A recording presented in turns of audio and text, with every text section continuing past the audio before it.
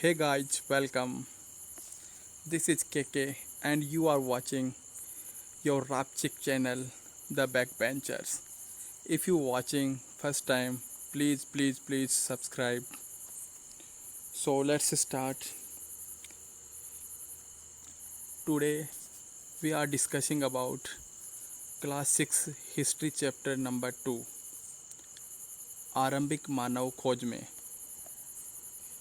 जैसा कि आप देख रहे हैं स्क्रीन पे, यहाँ पर मानव की जो प्रारंभिक खोजें थी, जिसको हम पूरा पाषाण काल या नव पाषाण काल भी बोलते हैं, उस टाइम पर मानव की जो खोजें की गई थी उनके बारे में यहाँ पर हम धीरे धीरे समझेंगे। तो फर्स्ट टॉपिक अपना है, आरंभ में आखेटक व खाद्य संग्राहक समुदाय के लोग एक जगह से दूसरी जगह पर घूमते रहते थे। ऐसा करने के कई कारण थे। लोग एक जगह से दूसरी जगह क्यों घूमते रहते थे जो प्रारंभ में, उनके पीछे कई कारण थे। फर्स्ट कारण था भोजन की तलाश में। दूसरा, जानवरों के शिकार व मवेशी हेतु चारा ढूंढने हेतु उनको एक जगह से दूसरी जगह जाना पड़ता था।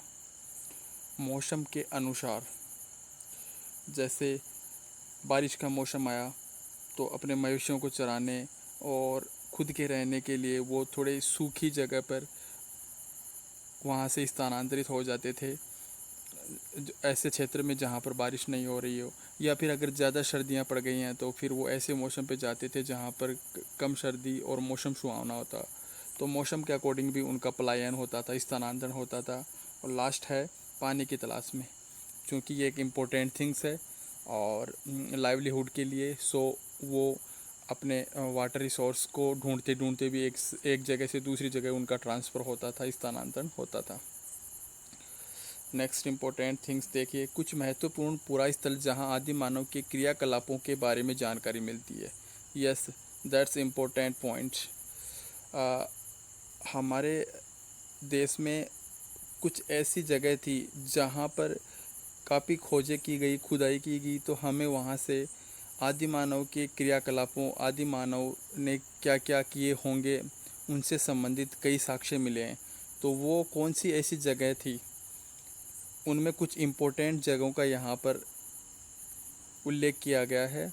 जैसा कि मैंने यहाँ पर एक आपको इंडिया का मैप भी दिखाया गया, जिसमें कुछ इम्पोर्टेंट पैलेसेस को यहाँ पर शो किया गया है। सबसे पहले देखते हैं मेहरगढ़, जो वर्तमान में पाकिस्तान में है। बुर्ज होम, जो कि आपको मैप में सबसे ऊपर दिखाई दे रहा है, ये देखिए, ये बुर्ज होम हो गया जो जम्मू एंड कश्मीर में है।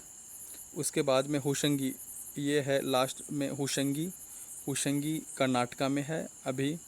उसके बाद Bhimbetka very very important for your examination as well as competition.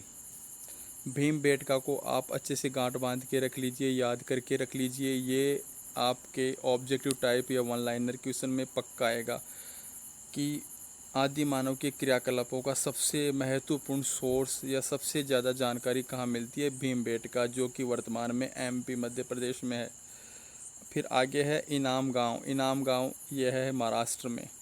और लास्ट में है इम्पोर्टेंट कुरनल गुफाएं, कुरनल केव्स।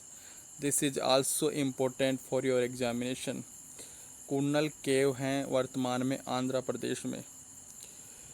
जैसा कि मैंने यहाँ पर आपको अलग शो भी किया है, नोट, पुराने शैल चित्र सबसे ज़्यादा एमपी और यूपी में गुफाओं में मिलते हैं। यहाँ शैल चित्र से हमारा तात्पर्य है ऐसे चित्र जो हमें किसी चट्टान पे उल्लेखित या वहाँ पर बनाए हुए मिले हैं। जो चित्र पुराने समय में मानव द्वारा चट्टानों पे बनाए गए थे रेखा चित्रों के रूप में, ऐसे चित्रों के साक्ष्य या उनके प्रूफ हमें सबसे ज़्यादा मिले हैं एमपी में और यूपी में, वहाँ की केव्स में। स्पेशली अगर मैं बात करूँ तो भीमबेटका की गुफाओं में सबसे ज़्यादा शैल चित्र, या उनको हम बोल सकते हैं स्टोन ड्राइंग भी बोल सकते हैं, वो मिले हैं। अभी हम नेक्स्ट चलते हैं। नेक्स्ट हमारा पॉइंट है, कुरनल की गुफाएं में राख के अवशेष प्राप्त हुए हैं, जिसमें जिससे साबित होता है कि आरंभिक लोग आग जलाना सीख लिए थे। This is also a important fact कि राख के अवशेष कहाँ मिले थे। एग्जाम में सीधा सीधा पहुँच लेगा कि आप कैसे पता लगा सकते हैं या ये हमें कहाँ से जानकारी प्राप्त हुई कि आदि मानव ने आग का आविष्कार कर लिया था। तो यह हमें कुरनूल की गुफाएं जो कि आंध्र प्रदेश में, वहाँ पर कुछ राख के अवशेष प्राप्त हुए हैं, जिसके थ्रू हम यह आकलन कर सकते हैं कि पुरातन मनुष्य ने आग का आविष्कार कर लिया था। So this is also very important. अब हम नेक्स्ट टॉपिक में, नेक्स्ट जो इम्पोर्टेंट फैक्ट है वो है, सबसे पहले जिस जंगली जानवर को पालतू बनाया गया था वह कौन सा था। आदिम मानव ने पुरातन समय में जो जंगली जानवर थे उनका वो शिकार करते थे और अपने भोजन के रूप में उनका उपयोग करते थे, और इसी के साथ साथ वो पेड़ पौधों और जो भी जंगल से कंद मूल मिलते थे उनसे पेट भरते थे। पर धीरे धीरे उन्होंने क्या किया, जो जंगली जानवर थे उनमें से कुछ जानवरों को पालतू बनाना भी सीख गए। तो उनमें जो जानवर सबसे पहले पालतू बनाया गया था वह था डॉग यानी कुत्ता। ये भी एक डायरेक्ट क्वेश्चन आपके एग्ज़ाम में पूछा जाता है, और ज़्यादातर ये क्वेश्चन कॉम्पिटिटिव एग्ज़ाम के अंदर बहुत बार पूछा गया है। तो सबसे पहले जंगली जानवर पालतू बनाया गया कुत्ता। नेक्स्ट है, कृषि के लिए अपनाई गई सबसे प्राचीन फसलों में गेहूं तथा जौ आते हैं। उसी प्रकार पालतू जानवरों में अगर कुत्ते के बाद में बात करें तो भेड़ बकरियों को पाला गया। जो अनाज जो सबसे पहले पैदा किया गया पुरातन समय में वह था गेहूं और जौ। और डॉग के बाद में जो पालतू बनाए गए जानवर थे उनमें आता है भेड़ बकरियों का स्थान आता है। ठीक है। हाँ, नेक्स्ट जो इम्पोर्टेंट चीज़ है इस लेसन के अंदर जो आपकी एग्ज़ाम के कंसर्न में वेरी इंपॉर्टेंट है वह है नाम और तिथियाँ।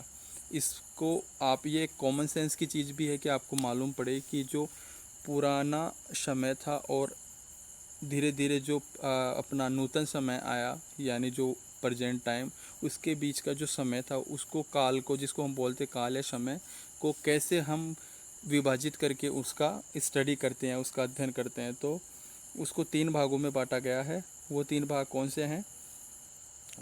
वो 3 भाग हैं, जैसे हम बात करें यहाँ पर पूरा पाषाण काल, दूसरे भाग को बोलते हैं मेसोलिथ, मध्य पाषाण या माइक्रोलिथ या लघु पाषाण, और तीसरा है नवपाषाण। तो सबसे पहले बात करते हैं हम पूरा पाषाण काल की। पूरा पाषाण काल जैसे नाम से तात्पर्य हो रहा है पूरा पाषाण, पूरा मतलब प्राचीन और पाषाण यानी पत्थर, मतलब ऐसा काल जो कि पत्थर का काल था। उसमें जो भी चीज़ें बनाई गई, जो भी आदि मानव ने अपने उपयोग में चीज़ें ली वो डायरेक्ट पत्थर से बनी हुई थी। यह समय 20 लाख वर्ष से पहले और 12,000 वर्ष से पहले तक का था। 20 लाख वर्ष से पहले से शुरू होकर 12,000 वर्ष से पहले तक का समय माना जाता है। और इस पूरा पाषाण काल को भी फिर हम अपने स्टडी हेतु 3 भागों में बांटते हैं। आरंभिक पूरा पाषाण काल जो लगभग 20 लाख वर्ष पूर्व से शुरू होता था, जो सबसे प्राचीन समय था। उसके बाद में आता है मध्य पाषाण काल, और सबसे लेटेस्ट जो पूरा पाषाण काल का समय उसको उत्तर पाषाण काल बोलते हैं। और आपको बता दें जो मानव का जो ज़्यादातर हमें स्टडी या अध्ययन मिलता है आज के टाइम में, जितने भी जो साक्ष्य मिले हैं उसमें 90% जो प्रूफ मिले हैं आदि मानव की रहन सहन, उनके क्रियाकलापों के, उसके कल्चर के, वो सबसे ज़्यादा मिले हैं हमें पूरा पाषाण काल के। नेक्स्ट देखिए मेसोलिथ या मध्य पाषाण काल, या जिसको माइक्रोलिथ या लघु पाषाण भी बोलते हैं। इसको यहाँ पर माइक्रोलिथ या लघु पाषाण काल इसलिए बोलते हैं, माइक्रो मतलब छोटे छोटे, लघु और लिथ पाषाण मतलब इस काल में छोटे छोटे पत्थरों का यूज किया करते थे। जो पुराने समय में जो व्यक्ति हुआ थे, यानी जो हमारे प्रारंभिक समय में व्यक्ति के द्वारा जो पूरा पाषाण काल में बड़े बड़े पत्थरों का उपयोग किया जा रहा था वह इस काल में भी जारी था। यह काल 12,000 साल से पहले से लेकर 10,000 साल पहले तक का माना जाता है। इस काल में जो सबसे इम्पोर्टेंट परिवर्तन हुआ वह था पर्यावरणीय बदलाव। इस काल में इकोनॉमिक सिस्टम में कुछ बदलाव हुए, कुछ चेंजेज हुए।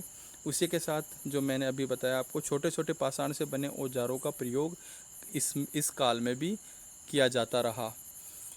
उसके बाद में आता है नवपाषाण काल। इसका समय 1000 वर्ष पहले से माना जाता है।